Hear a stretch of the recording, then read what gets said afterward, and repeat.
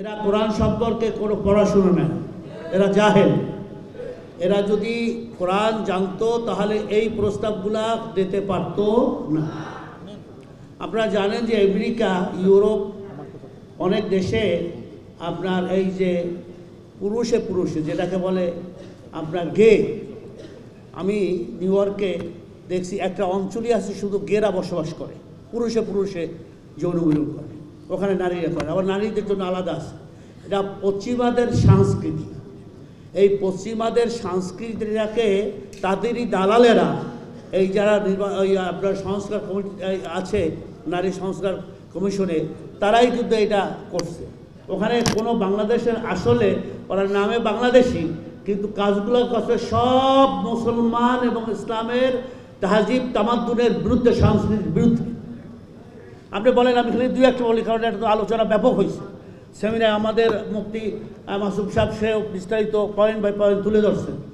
খালি আমি এইটা বলি যে আজকাল যদি পতিতাদেরকে স্বীকৃতি দেওয়া হয়, তাদেরকে যদি বলা হয় যে তারা শ্রমিক, তাদের কর্মের নাম দেওয়া হচ্ছে শ্রমিক, তাহলে এদেশে আর পারিবারিক বন্ধন থাকে? কি বলেন, বন্ধন থাকে? যারা এই প্রস্তাব দিয়েছে এরা হচ্ছে ডাইরেক্ট নারীদেরকে ভোগ করার জন্য, নারীদের শরীরকে ভোগ করার জন্য, তারা নারীদেরকে হেয় প্রতিপন্ন করার জন্য এই প্রস্তাব দিয়েছে। তাদেরকে এই জনসম্মুখে বিচার করতে হবে, কোনো মাপ নাই যারা করেছে।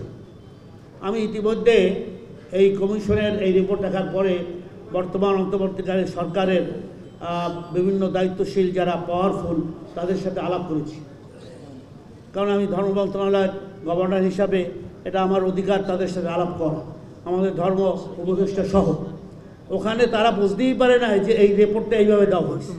আমাকে বলতেছে, যে একজন নাম বলবো না, যে তারা এটাকে সম্পূর্ণ যাতে বাতিল হয় সেই ব্যবস্থা তাদেরকে আমরা বলছি করতেই হবে। তা না হলে আপনার এই অন্তর্বর্তীকালীন সরকার, আমরা আলেম ওলামা মুসলমান 92%, 90% যারা বলে ভুল, কারণ এই জরিপে, আদমশুমারি জরিপে দেখা গেছে 92%, 92% মুসলমান এই দেশে, দ্বিতীয় বৃহত্তম মুসলিম দেশে আমরা কোরআন হাদিস শরিয়া বিরোধী কোনো কিছু করতে দেবো কি দেবো না? আপনারা বলেন, আজকাল বলুন আওয়াজে আকাশ বাজার তুলে আমাদের এর প্রতিবাদ করতে হবে। প্রয়োজনে বুকের তাজা রক্ত দিয়ে এর প্রতিবাদ করবো। এই লাস্টিকদেরকে আমাদের দেশ থেকে আমরা বিতাড়িত করবো ইনশাআল্লাহ। কারা কারা রাজি আছে? টানা সপ্তমবারের মতো বেস্ট টিস্যু পেপার ব্র্যান্ড হিসেবে স্বীকৃতি পেয়েছে বসুন্ধরা টিস্যু। এই নাস্তিকরা তাদের এই সংস্কৃতি, আমাদের সেই পশ্চিমাদের সংস্কৃতি আমাদের দেশে তারা কি করতে চায়, বাস্তবায়ন করতে চায়। আমাদের মা বোনদেরকে তারা কি বানাইতে চায়, সেই পারিবারিক বন্ধনবিহীন তারা যেন যৌন সম্পর্ক করতে পারে, এটা একবার প্রকাশ্য করে দিতে চায়। যেভাবে ইউরোপ আমেরিকায় করতেছে সেইভাবে ওরা চায়। এটা আমরা করতে দেব না।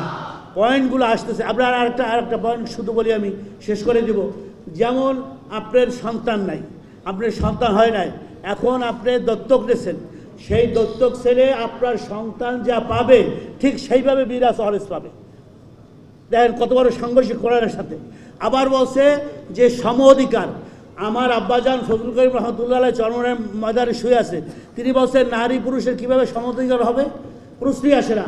কারণ আল্লাহ পুরুষের জন্য 4টা পর্যন্ত বিবাহের কি করেছে, মানে বিধি রেখেছে। প্রয়োজনে প্রথম তো একটা একফি, যদি তার ওয়াইফ অসুস্থ হয় বা বিভিন্নভাবে অক্ষম হয়, তারপরে বলা হয়েছে ইসলাম শরিয়া তাকে আর একটা বিবাহের প্রস্তাব দিচ্ছে। কিন্তু না, ওয়াহেদাতুন, একটাই যথেষ্ট, এটা ইসলামী শরিয়ত বলে। তারপরে প্রয়োজনে 1, 2, 3। কিন্তু মহিলারা যদি বিবাহ করে, তারা যদি 4টা বিবাহ করে, তাহলে 4 স্বামী যদি থাকে, ওই 4 স্বামীর তার গর্ভে যে সন্তান আসবে, কোন স্বামী সেই মহিলা বলতে পারবে? পারবে? কি বলেন, কথা বলেন না কেন? তাহলে এখানে কীভাবে সমঝোতা চায়? আল্লাহই তো দেয় নাই, এটা আল্লাহর লগে যাই আপনারা লড়াই করেন। আল্লাহ আপনাদেরকে এইভাবে সৃষ্টি করছে, আপনাদেরকে গর্ভবতী হতে হবে, আপনাদেরকে প্রতি মাসে অসুস্থ হতে হবে, আপনাদের জন্য নামাজ মাফ আছে, আপনাদের জন্য ইদ্দাত আছে, বিভিন্নভাবে আল্লাহ সৃষ্টি করছে। সেহেতু আল্লাহর সাথে পাল্লা দেওয়া চলে না। তো এরা আল্লাহর সাথে পাল্লা দিতেছে। পরিবারকে ধ্বংস করতেছে, আমাদের সমাজকে ধ্বংস করতেছে, আমাদের যুবক তরুণীদেরকে ধ্বংস করতেছে। এই নারী সংস্কার কমিশনের আমরা আজকাল এই ওলামা জাতীয় ওলামা মাশায়েখ পরিষদের এই সেমিনার থেকে আমরা বড় গলায় জোর গলায় বলতে চাই, এটা যতক্ষণ পর্যন্ত বাতিল ঘোষণা অন্তর্বর্তীকালীন সরকার করবে না, ততক্ষণ পর্যন্ত আমরা নীরব হব না, নিস্তব্ধ হব না, আমরা ঘরে ফিরে যাব না। এটা বাতিল করতেই হবে। সবাই আওয়াজ তুলুন, এই নারী সংস্কার কমিশন বাতিল করতে হবে।